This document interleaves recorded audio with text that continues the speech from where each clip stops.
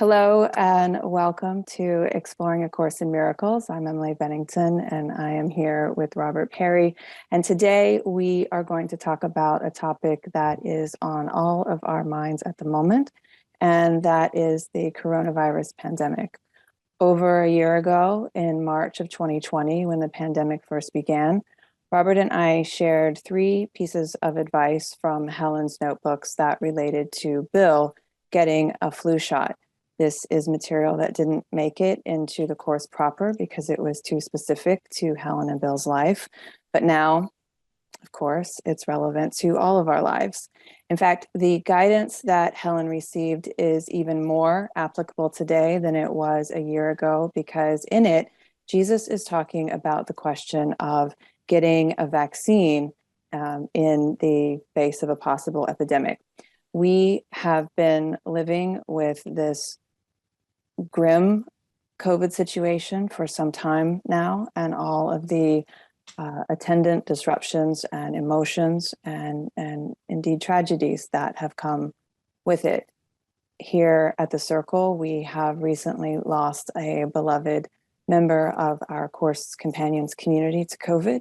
And so I think the days are gone when we can say that the virus seemed out there. At this point, I think it's safe to say that if you are listening to this, you have either had COVID or know someone who has. And I expect it's also safe to assume that many of you who are watching or listening today also know someone who has died from it as a result.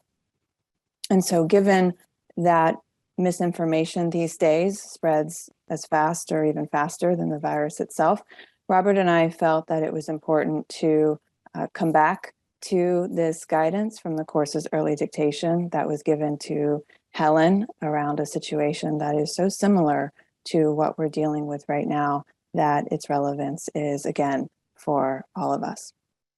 So, hi, Robert. Hi. I suppose I should say from the outset, as if it wasn't already clear, that you and I have both been vaccinated.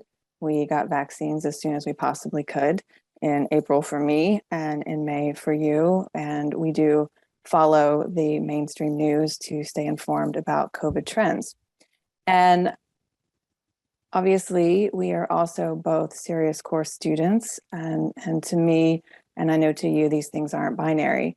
So I want to begin with the idea that has seeped into the community, unfortunately, that being a course student or being a spiritual person in general means giving up on the world of healthcare or giving up on public health in general. That somehow being concerned about ourselves and others is feeding into fear and is thus anti-spiritual. So what do you make of this idea that has become so pervasive in course circles and in religious circles more broadly, that taking COVID seriously somehow displays a lack of faith? Yeah, I think I'm glad you mentioned in religious circles more broadly, because this idea just easily takes root. It's a religious impulse to say, if I really have faith, that should be my only protection against disease. And the Course is very clear that if we were truly advanced, that would be true. Jesus rose from the dead. He raised the dead. But I think we all know from experience that we're not exactly there. And that's why I think it's so important that there's a couple of passages in chapter 2 of the text that speak directly to this issue, making it clear that the Course is not against relying on physical medicine. It prefers the miracle because that heals the underlying cause. But we have more than one passage like this one that I'll read from chapter 2. Sometimes the illness has sufficiently great a hold over an individual's mind to render him inaccessible to atonement.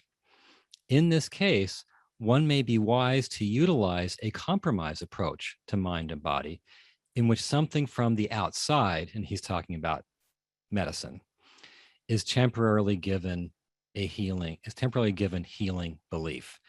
And I just think it's important for us to know that and to be realistic. We all want to think I'm so there that I'm immune. And yet we all behave in ways that suggest we know we're not. And one of the things that stood out to me is there are many, we've all heard the stories of people out there who thought their faith protected them and they died from COVID. You know, we've read those stories. It happens. Right. This whole idea of the course being anti-medicine or being a student of the course means that you're anti-medicine or that your faith is going to lift you up to a certain vibration that makes you immune to any kind of illness up to and including COVID is just false and dangerous. I mean, we don't say I don't need to wear clothes, for example, because my faith is going to keep me warm. And so why is it that we feel like we can apply that to this specific situation? Yeah, I mean, there are people who practice a certain Tibetan discipline. I think it's called tumos, where they can go up and sleep at high altitudes in freezing cold, and they're fine. I'm not one of them. Okay, so I I'll think it's dress safe to warmly. say if you're watching or listening, you're not one of who is there? Well, there are people. You know, there's that guy Wim Hof, Dutch guy, amazing.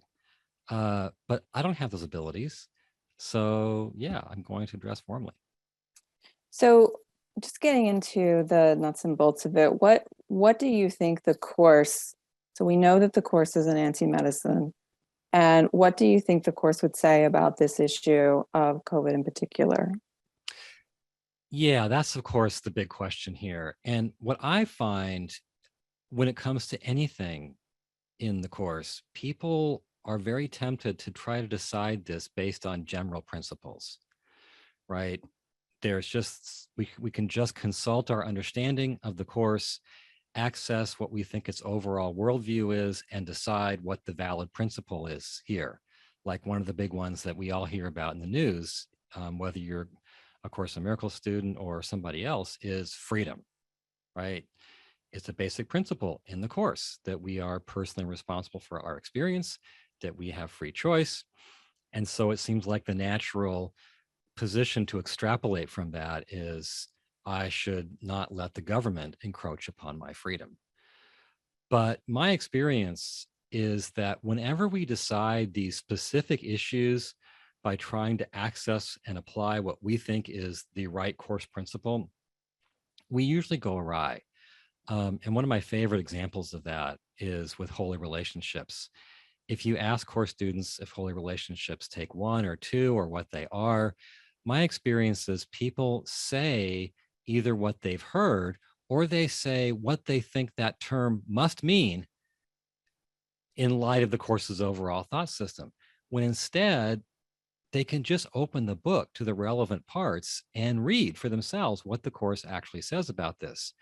And so, you know, it doesn't work in my experience to just think I can access my general understanding, find the right principle, apply it, and settle this specific issue. And yet that's what we see so much in relation to COVID and other things all over the place. It's not actually looking at what the course itself says, and yet we hear so much about quote unquote what the course says when it's really just personal opinion that's being put out there as course teaching. You can almost generate whatever position you want from the course or from the Bible just by picking the principle that you think backs you up. It's just what we do. I mean, I've been telling you, and I'm sure we've seen it out there, just sheer lunacy that is being proclaimed to be channeling from the author of the course. And so it's amazing how much the book itself um, applies to our lives if we just look to the book for the teachings and follow what the book itself says. Most of the time, you can find that Jesus is speaking directly to an issue that we face with wisdom that is so profound and so deeply meaningful, and it doesn't sound like anything out there that we've heard before.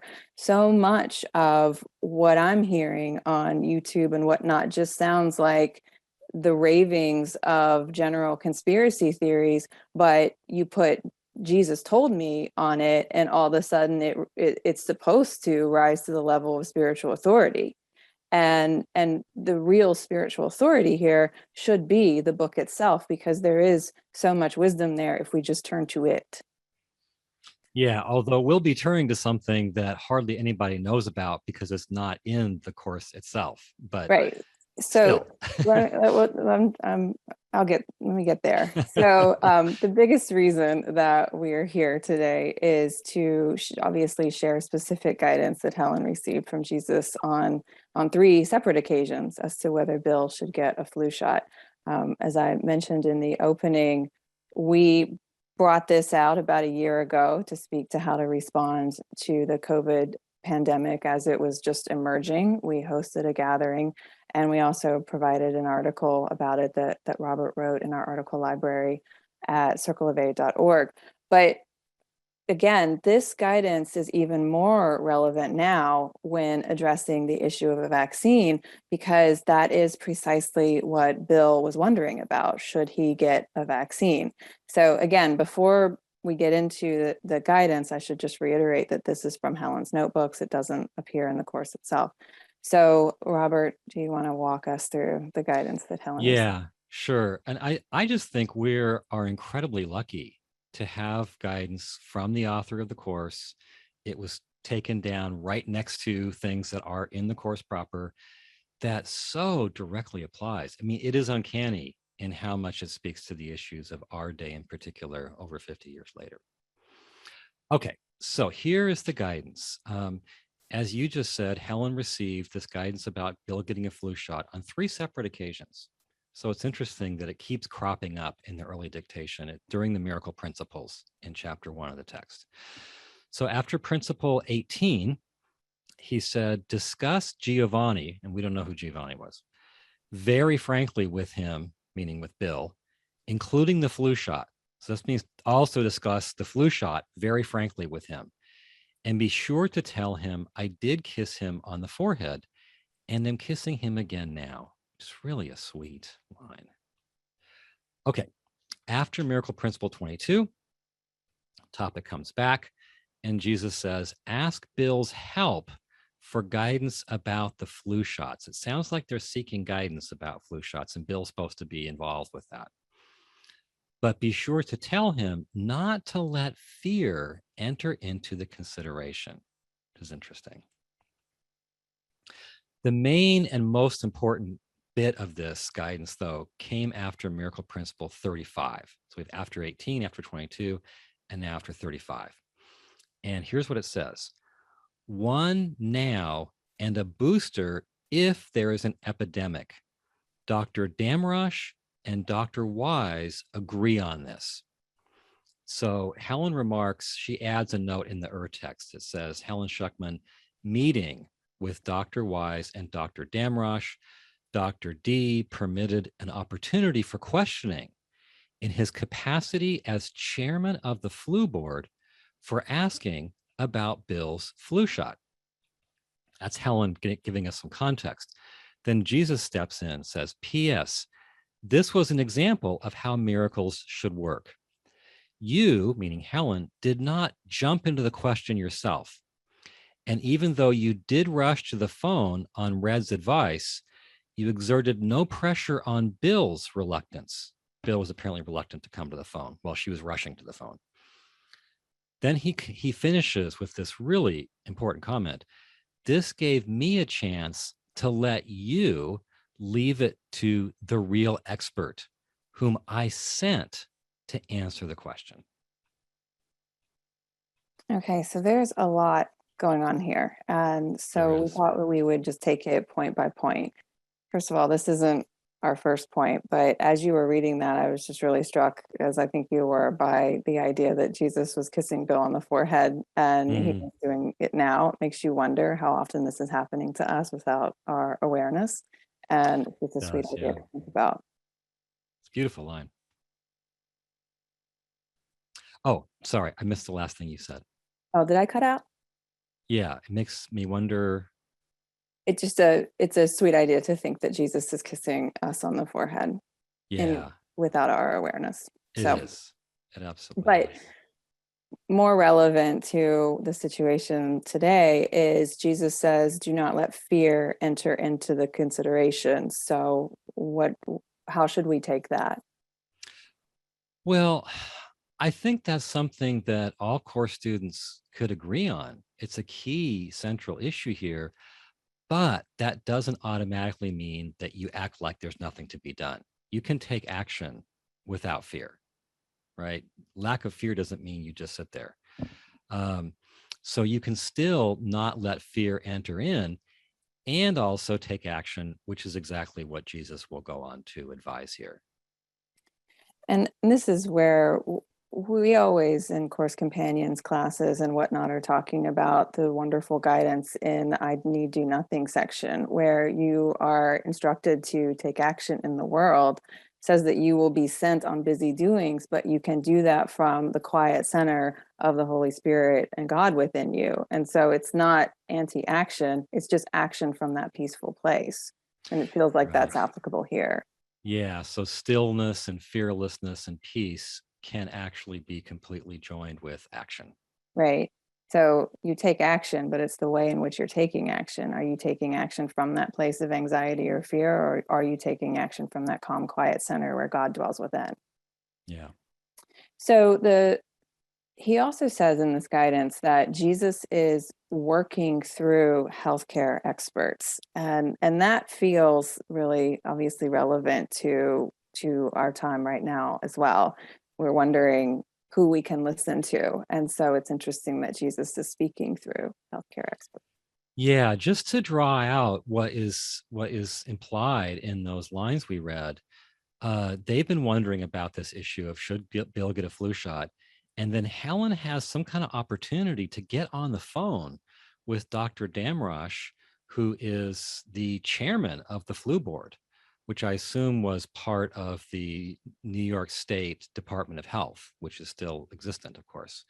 Um, and another doctor, Dr. Wise. And she's able to ask Dr. Damrosch, what should Bill do? She gets an answer. And then afterwards, Jesus says, I sent him to you to give you the answer. So Dr. Damrosch is acting, he's the chairman of the flu board, and he's acting, I'm sure unwittingly, as a messenger for Jesus to Helen and ultimately Bill. Yeah, there's two things that brings up for me. Obviously, the importance of I sent him, Right. and also we forget sometimes how really successful and influential Helen and Bill were in their respective fields. For Helen to get the chairman of the flu board on the phone is Right. pretty impressive. I was talking to the chairman of the flu board just the other day. Right. It's like Fauci has called me Yeah, and told me right. personally what to do. But Right. the advice that Helen received is also important. So a booster now and No, one, I get a shot now and a booster if there's an epidemic. sorry, a shot now and another if there's a booster if there's an epidemic. Right. So that feels like relevant as well. So can you touch on that too? Well, that's the key piece of information. Jesus says, I sent Dr. Damrosch to you to give you that answer, which Helen says both doctors, Wise and Damrosch, agreed on. So that's the key. That's the punchline to the whole thing, which obviously is saying Bill should get the flu shot. And if the flu season becomes an epidemic, then Bill should, arm himself more by getting a booster, suggesting that if risk goes up, get another shot. I know. I feel like I'm completely downplaying it. It's by saying something like, "Well, that feels relevant." It's incredibly relevant. That's what we're doing here.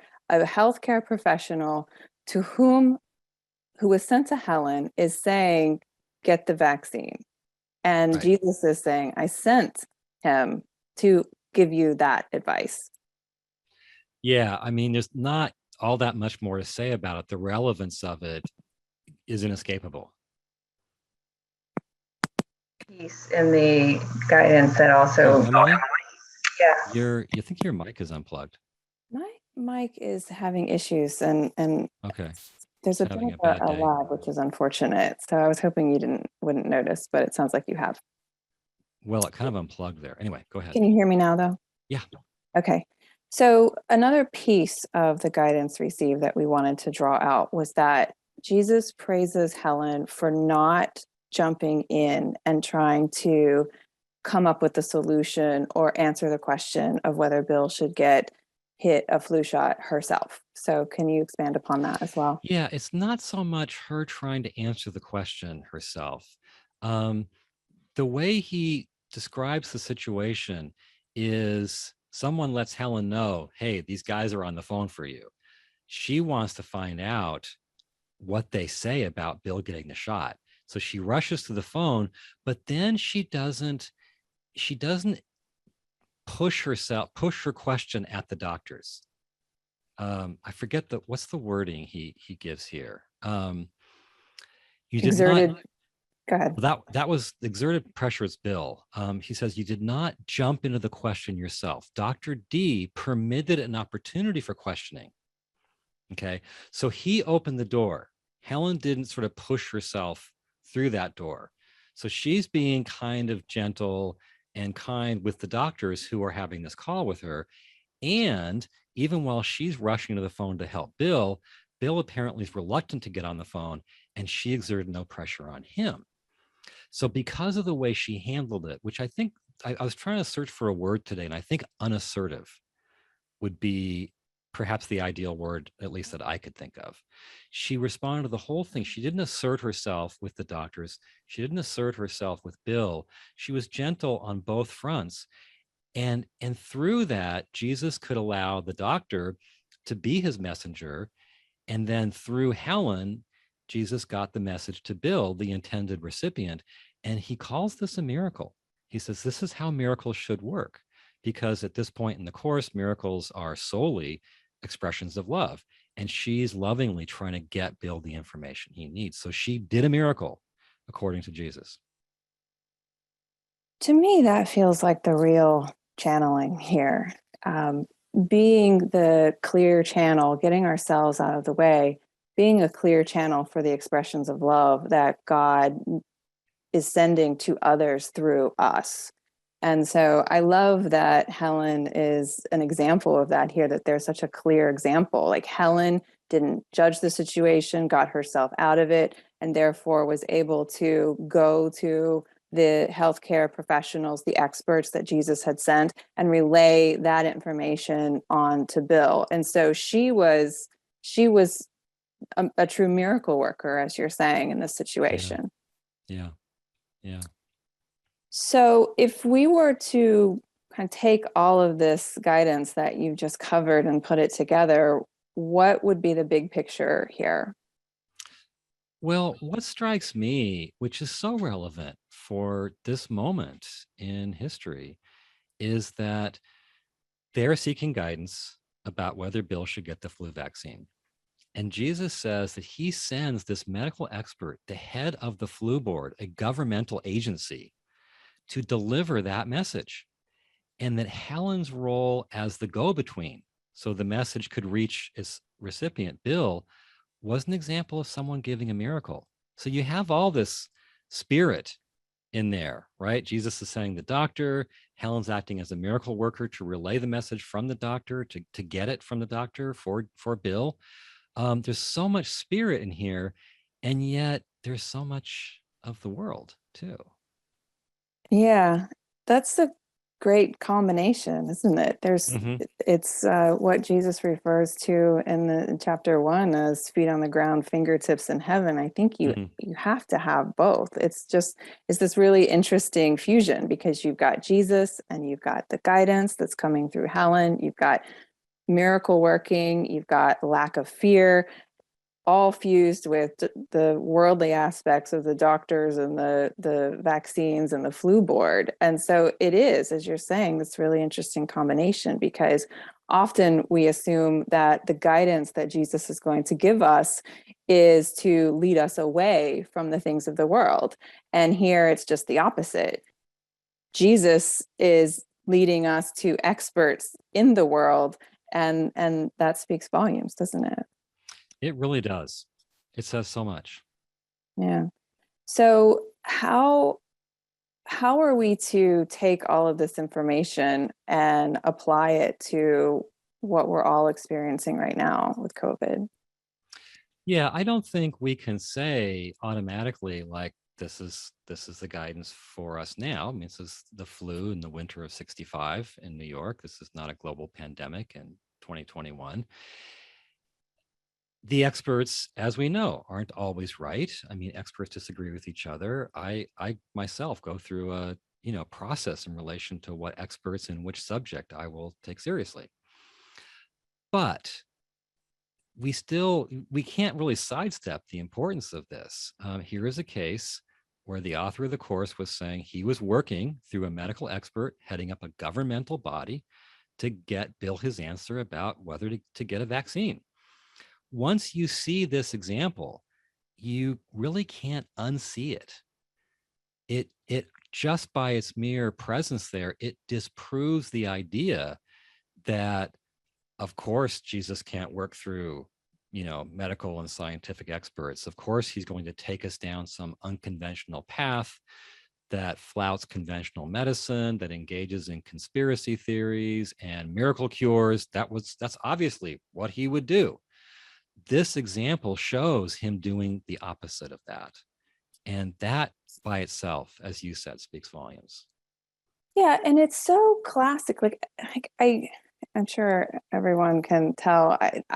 I get a little prickly around the idea of the author of the course is like coming through um, all of these supposed channels, and as a student, you really have to be smart about this and to discern where you're going to get your information. And one thing that Jesus said at the beginning of describing to Helen that has always really stuck out to me about how to discern real guidance from our egos is he said that it's not from me if the tone is wrong.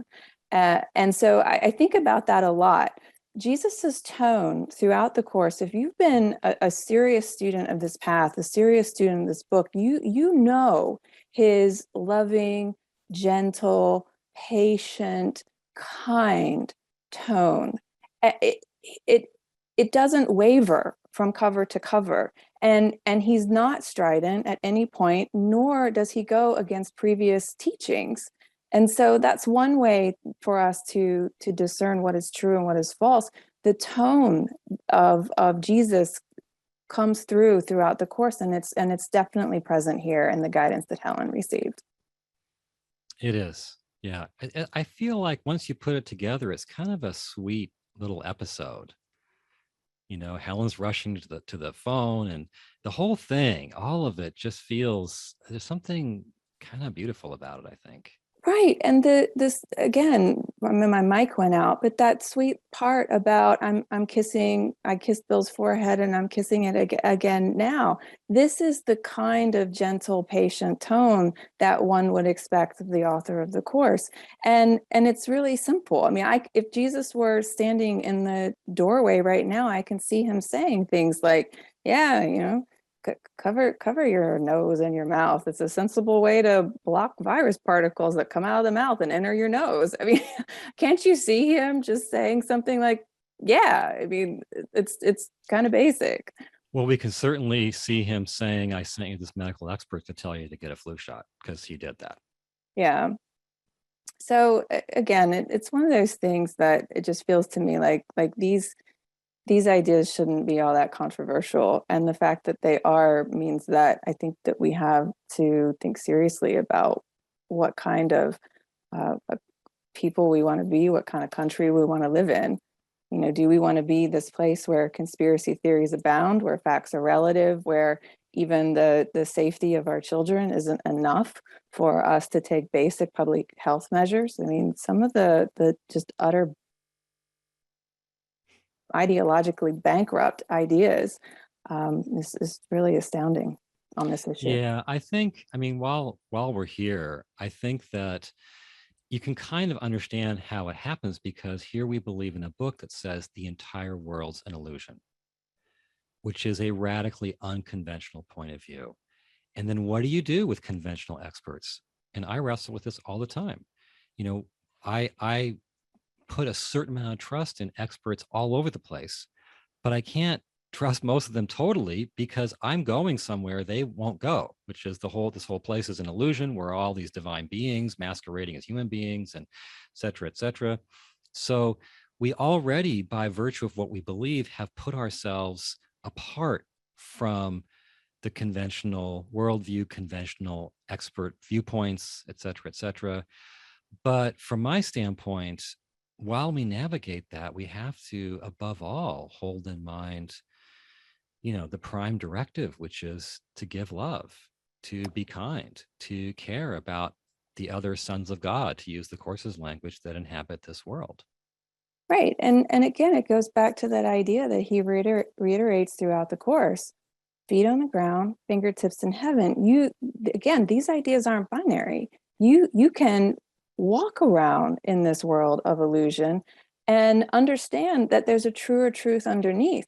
But while you're walking around in this illusion, your job is to express love, and to express love to other people in the understanding that there is someone out there to help, and that there's actions that we can take that are meant to be loving and healing. Our function on earth is to heal, to help them, and to not just walk around endangering ourselves and everyone else in the name of personal freedom. I feel like I'm off on a tangent, so let me just get back No. to this idea of personal freedom. So Okay.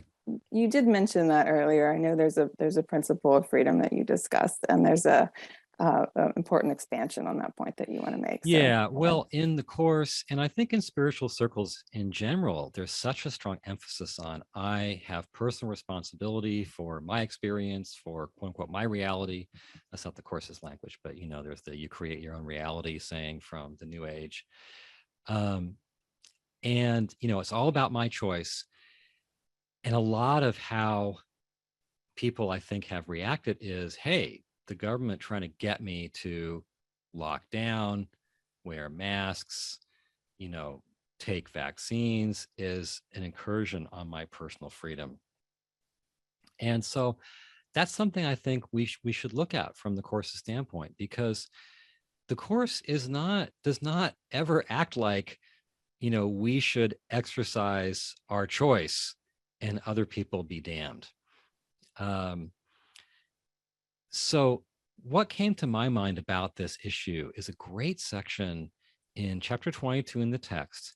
Is called Becoming the Means in the CE. It's called Becoming the Means to His End. Okay. And it's all about freedom. So it opens by saying, do you want freedom of the body or of the mind? For both, you cannot have. And then he says that when we make freedom of the body our goal, then the mind simply becomes a, quote, means whose value lies in its ability to contrive ways to achieve the body's freedom. So your mind is just there to think about how I can do what I want to do, right? You have freedom of the body. As a result, he says, the mind is dedicated to serve illusions.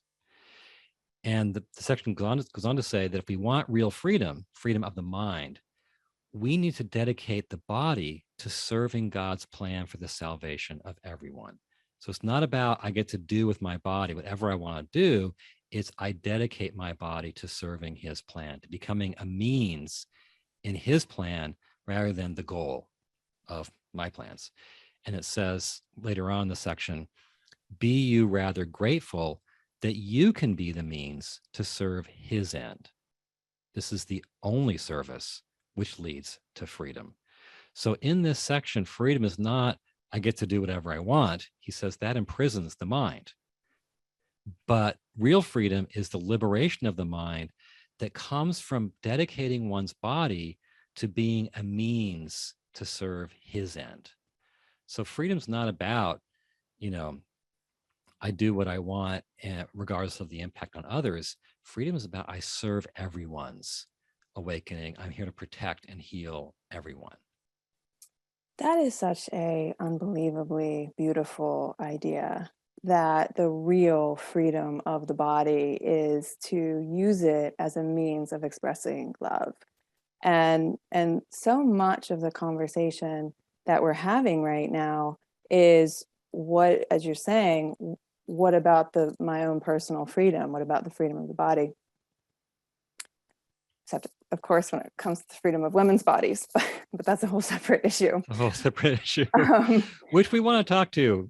We want to talk to that whole yeah, issue. it's all about personal freedom until it comes to women, and then it's about taking control of a woman's body. But regardless, if we could have this idea that, or use it actually to counter the discussion on personal freedom. So part of the benefit of conversations like these is that it arms us with an approach to use out there in the world. And so when you're hearing someone say, well, it's about personal freedom, we can say, well, the course says that personal freedom is using the freedom to use your body in a loving way, the freedom to use your body to express love and kindness to someone else, the freedom to use your body to care about their health and the health of those that are around them. And so I was talking to you about this idea earlier, and I said that it reminded me of this quote that I love from the section Guiltless Decision Making. And I've got it up, so I'll read it now. It says, it's not true that you can make decisions by yourself or for yourself alone. No thought of God's Son can be separate or isolated in its effects. Every decision is made for the whole sonship, directed in and out, and influencing a constellation larger than anything you ever dreamed of. And so once again, it's this idea that we're not alone in the effects of our decision making.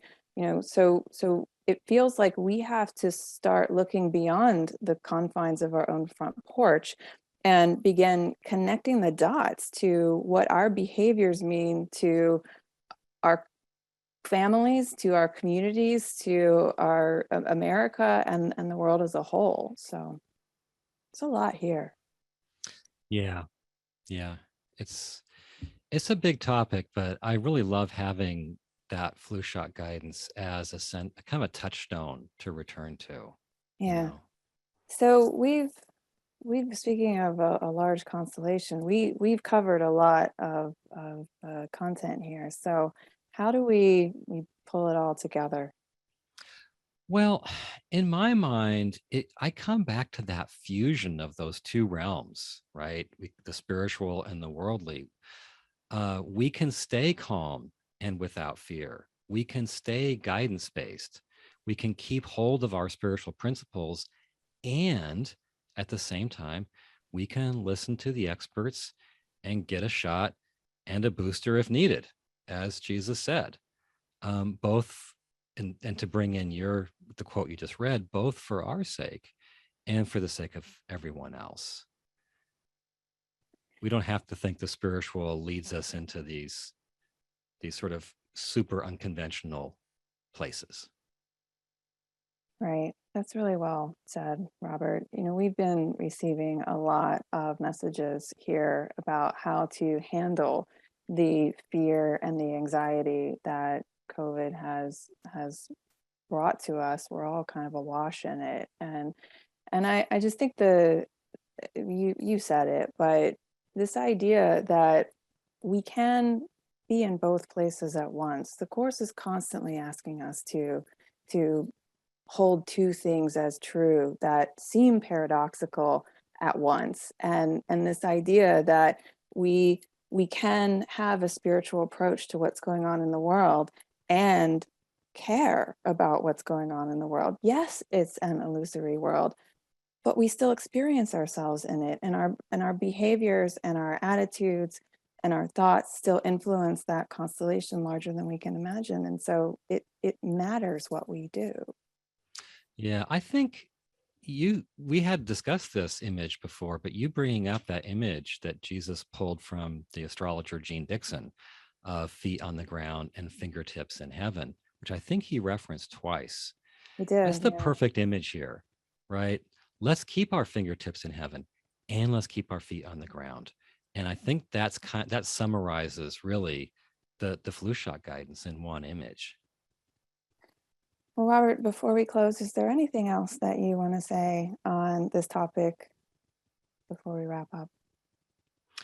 I can't think of anything. I'm just so glad. I think we are so fortunate to have guidance. If you're a Course in Miracles student, you believe Jesus wrote the course, we have guidance on something that is so close to our contemporary situation that I think we should be thankful. Yeah.